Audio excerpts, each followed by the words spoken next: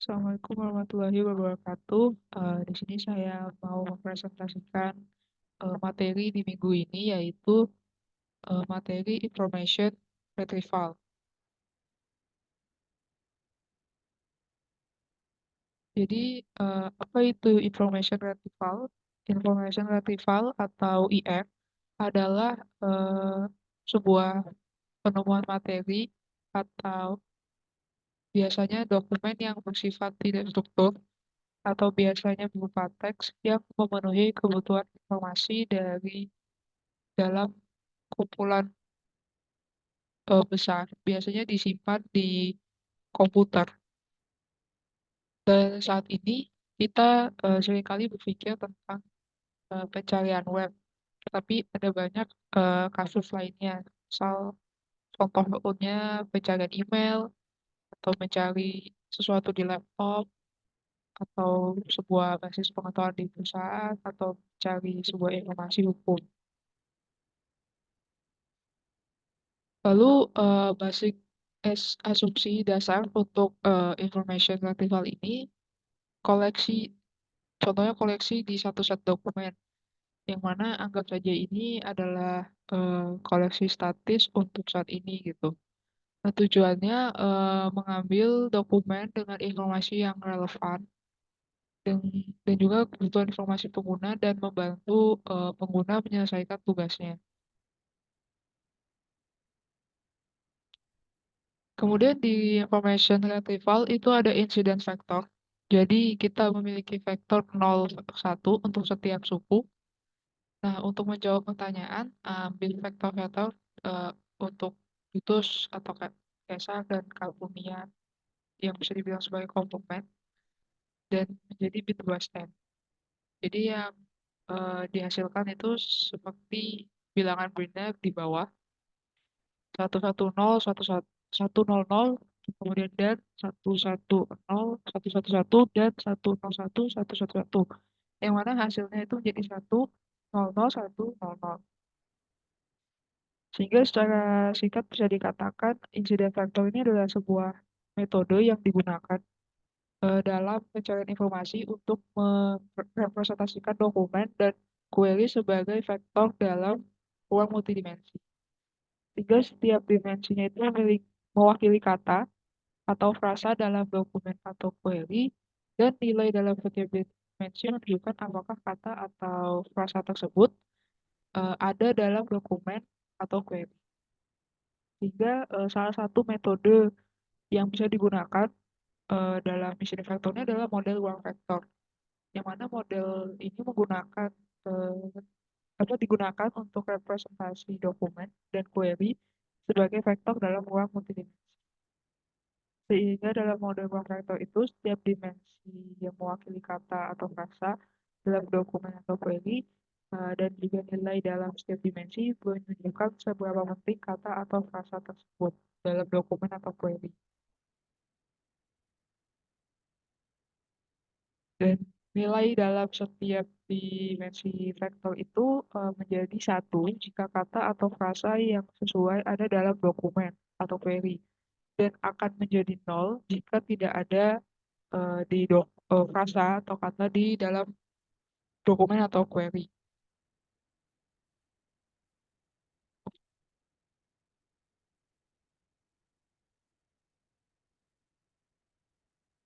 Ya, contohnya, misalkan ada dua dokumen. Dokumen pertama itu sebuah kalimat, saya suka makan nasi goreng. Dan dokumen kedua ada kalimat, saya suka makan mie goreng.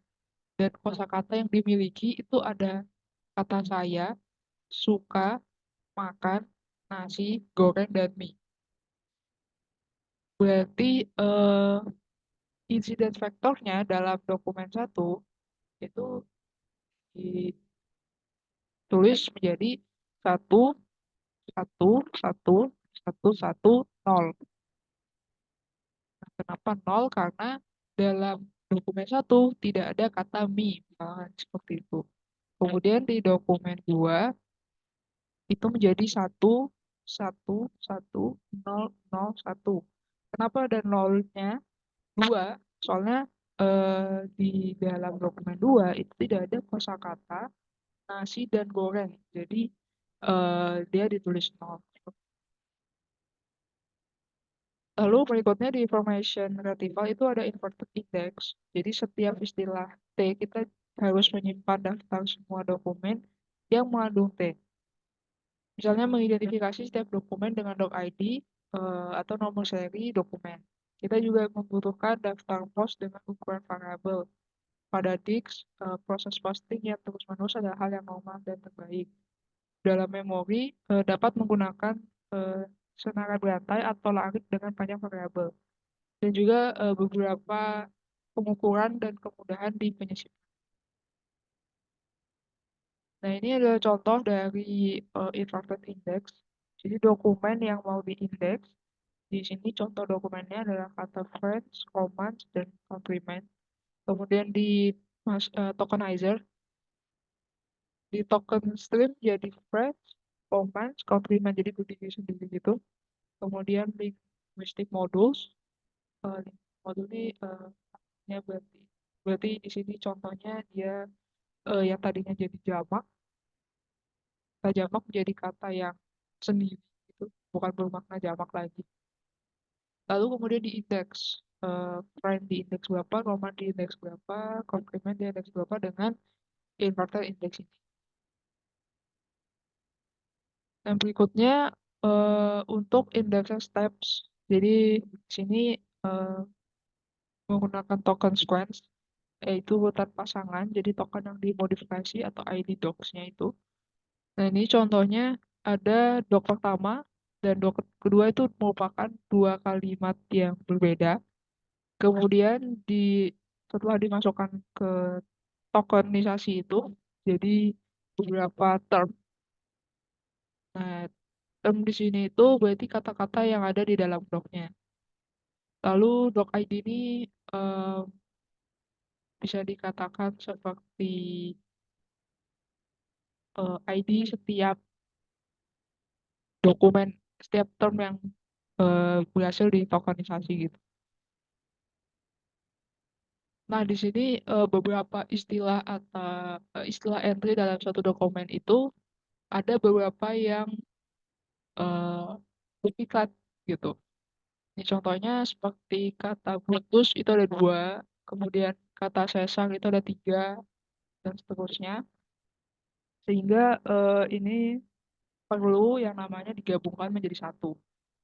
Sehingga jadi yang digambar, di contoh gambar ini, eh, putus tadi yang tadinya dua, itu kan dihitungnya dua, tapi di posting list itu menjadi satu.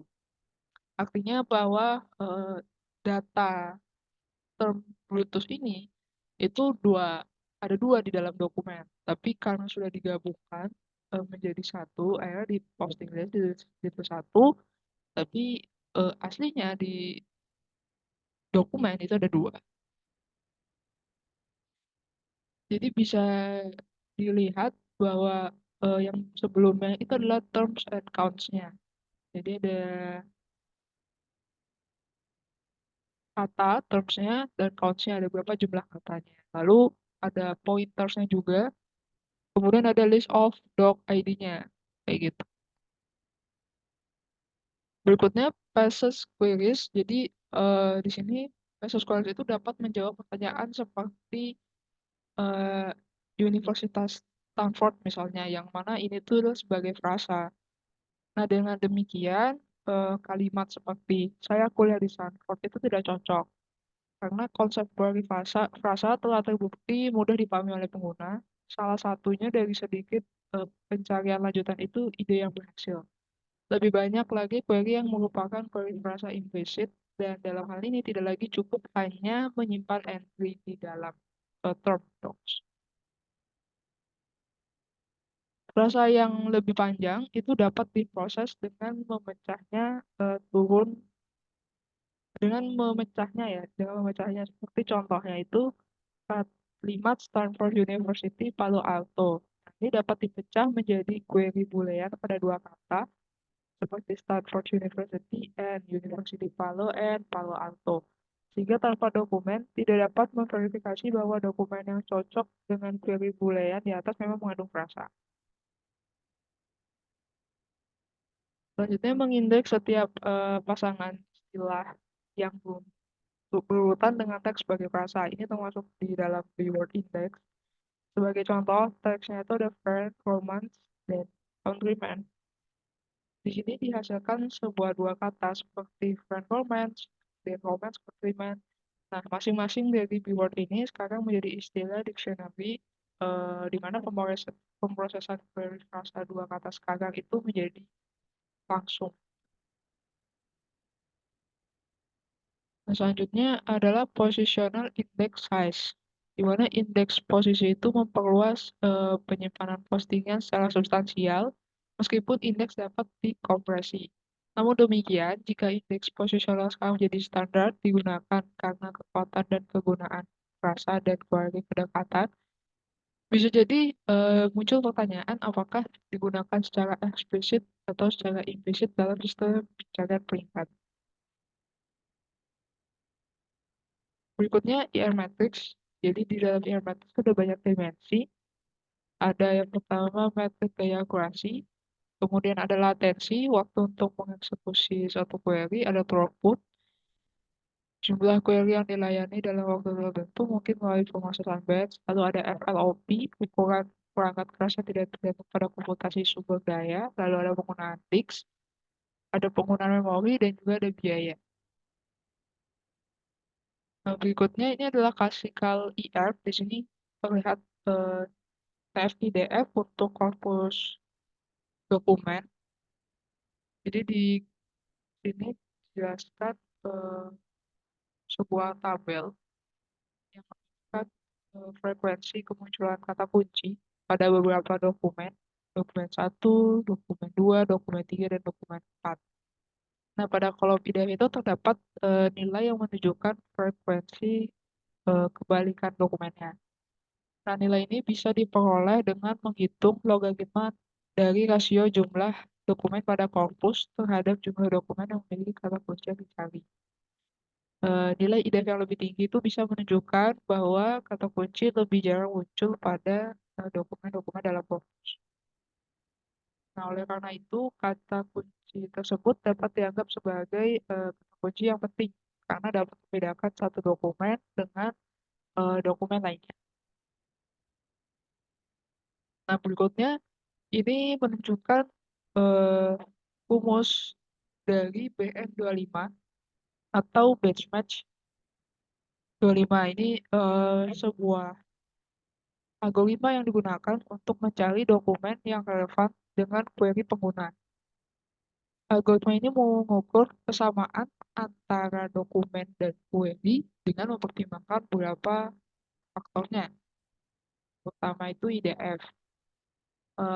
Berarti di sini dia frekuensi kebalikan dokumen.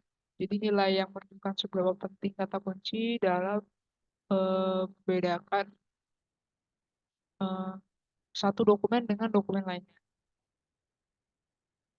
Nah, algoritma dari atau rumus dari BM25 ini efektif ya untuk menemukan dokumen yang relevan dengan query pengguna, sehingga ini bisa dipertimbangkan untuk beberapa faktor yang penting dalam menentukan relevansi dokumen seperti frekuensi kemunculan kata kunci, kemudian frekuensi kebalikan dokumen, dan panjang dokumen itu sendiri.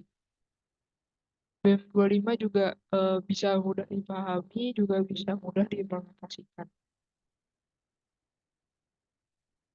Ya, selanjutnya ini adalah contoh semacam ilustrasi dari inverted indices itu sendiri, di mana di sini menunjukkan cara menentukan frekuensi waktu dari sekelompok dokumen. Jadi, atau bisa dikatakan sebagai jumlah dokumen yang telah ditemukan. Kemudian dihitung berdasarkan kemunculan kata kunci yang dicari pada setiap dokumen.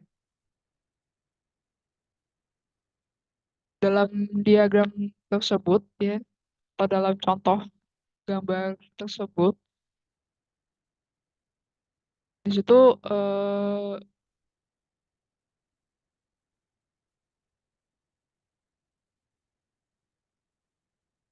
situ menunjukkan hasil dari eh, scoringnya ya, dokumen scoringnya untuk setiap termnya.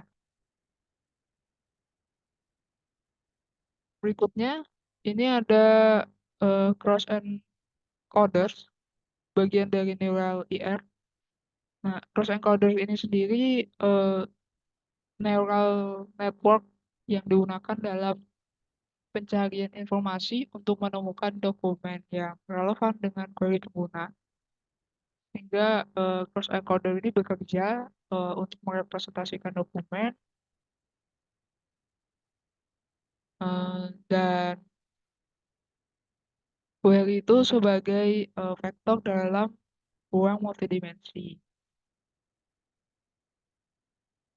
Dan bisa juga untuk mengidentifikasi hubungan antara kata-kata dalam dokumen dan query.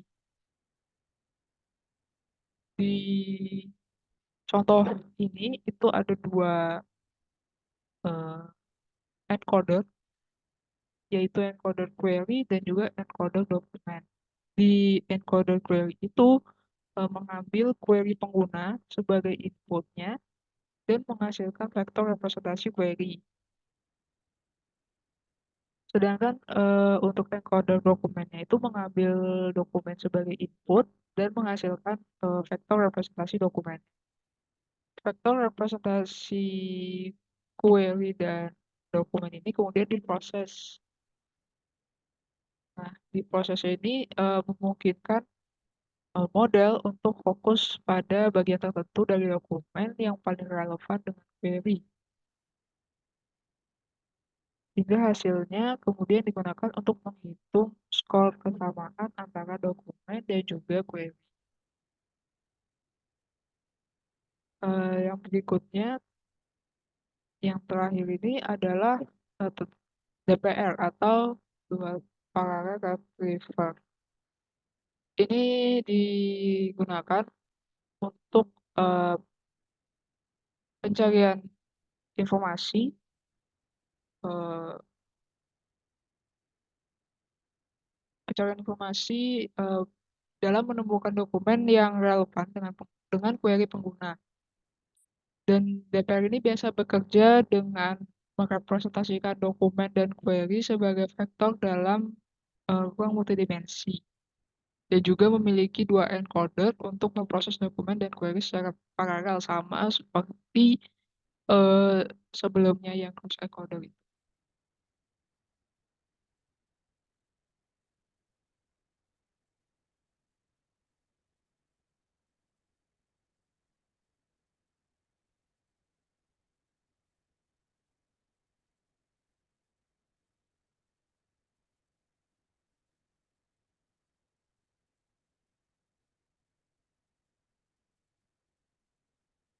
Ya, mungkin itu saja yang bisa saya presentasikan terkait materi informasi retrieval.